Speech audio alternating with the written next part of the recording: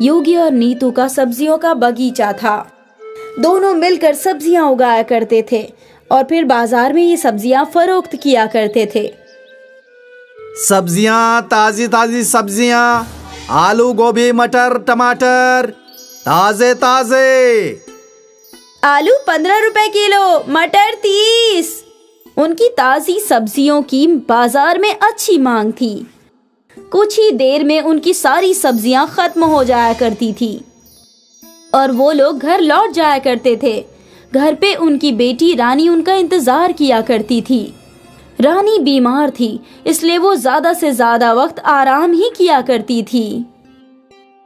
अम्मी, अब्बू, मैं आपका ही इंतजार कर रही थी।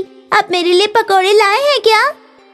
नहीं बेटा, आज बाजार में पकोड़े वाला आया ही नहीं। तुम्हारे लिए पकौड़े तो नहीं लाए, लेकिन ये देखो। वाह, आम! रानी को तली हुई चीजें बेहद पसंद थी, लेकिन वो चीजें उसके लिए जहर थी।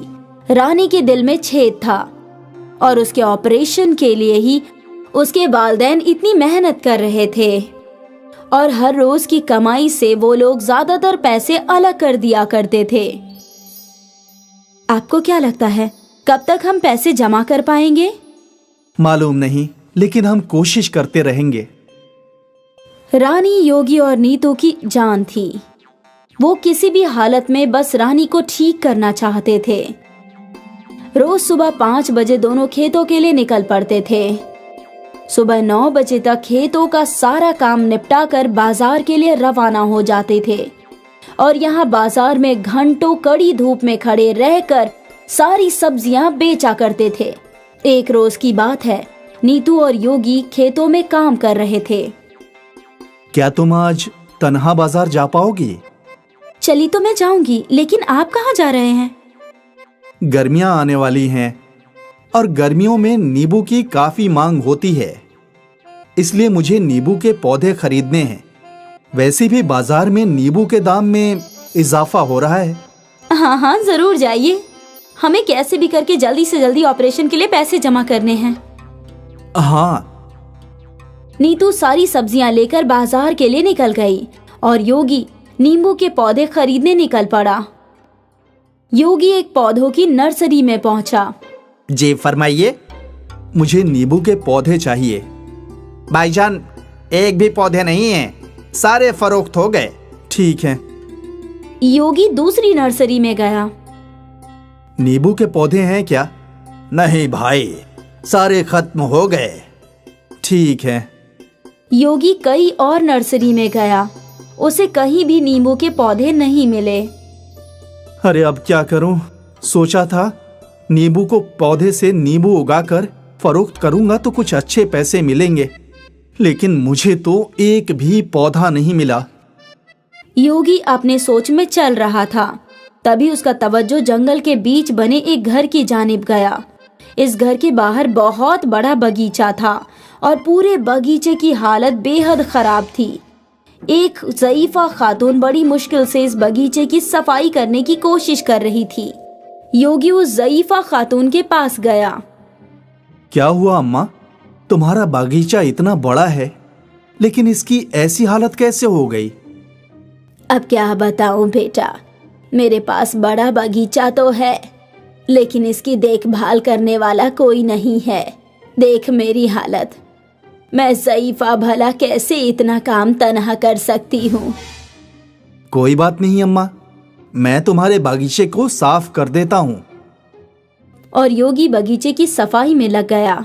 उसने जंगल के पौधे काटे, मुरझाए हुए पौधों को निकाला और सारे पौधों की मिट्टी की अच्छे से सफाई की। सारे पौधों में पानी डाला। अम्मा, अब लग रहा है ना ये बागीचा बिल्कुल साफ सुथरा? तेरे हाथों में तो जादू है बेटा। अम्मा, मैं भी तो किसान ही हूँ, मेरी भी सब्जियों का बागीचा है। अच्छा है। ठीक है अम्मा, अब इजाजत दीजिए। अरे रुक रुक बेटा। ज़ईफा खातून अपने घर में गई और एक पोटली उसने योगी के हाथ में रख दी। ये क्या है? नींबू के बीज है। तुझे नींबू उगाने हैं ना? जा, इन्हें ले जा और अपने बगीचे में बो दे। आपको कैसे इल्म हुआ कि मुझे नींबू उगाने हैं? मुझे सब इल्म है, मैंने धूप में अपने बाल सफेद नहीं किए हैं। योगी ने वो पोटली ले ली और अपने घर की जानिब चल पड़ा। योगी घर पहुंचा तो नीतू कब्ल ही पहुंच चुकी थी। बड़ी देर लग गई आपको, और नींबू के पौधे कहाँ हैं? किसी भी नर्सरी में नींबू के पौधे नहीं मिले। घर लौट रहा था तो जंगल में एक घर नजर आया जिसके बाहर एक बड़ा बागीचा था। एक ज़ईफा खातून तन्हा बागीचा साफ कर रही थी, तो मैंने उनकी मदद कर दी और उसी में देरी हो गई। ठीक है।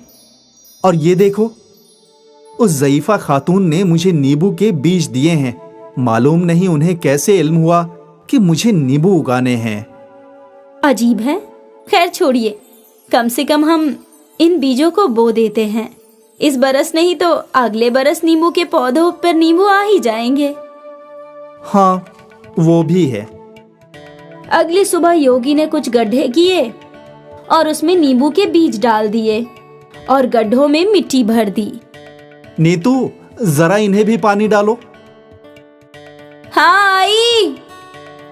नीतू ने जैसे ही उस जगह पर पानी डाला तो उन बीजों से फौरन पौधे उगने लगे।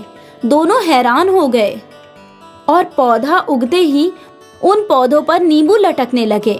लेकिन ये नींबू अलग थे, नींबू कुछ ज्यादा ही चमक रहे थे। इतने चमकदार नींबू? योगी ने एक नींबू तोड़ा तो वो हैरान हो गया। वो नींबू सोने का था। नीतू, ये तो सोने का है, सोने का नींबू। सारे पौधे पर सोने के नींबू उगे हुए थे। योगी और नीतू के तो नसीब ही खुल गए।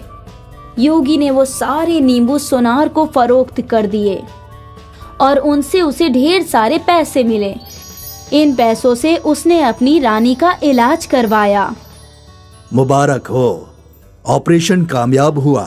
अब आपकी दुख्तर किसी भी आम बच्चे की तरह खेल कूद सकती है।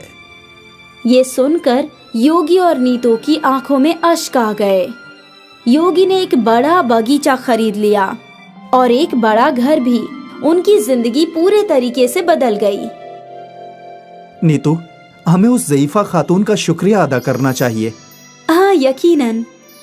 योगी नीतू और रानी को लेकर जंगल गया। वो घर तो यहीं था, यकायक कहाँ चला गया? वहाँ कोई घर नहीं था। योगी की मदद किसने की इसका इल्म उसे भी नहीं था। उसने ऊपर वाले का शुक्रिया अदा किया और खुशी खुशी अपनी जिंदगी जीने लगा।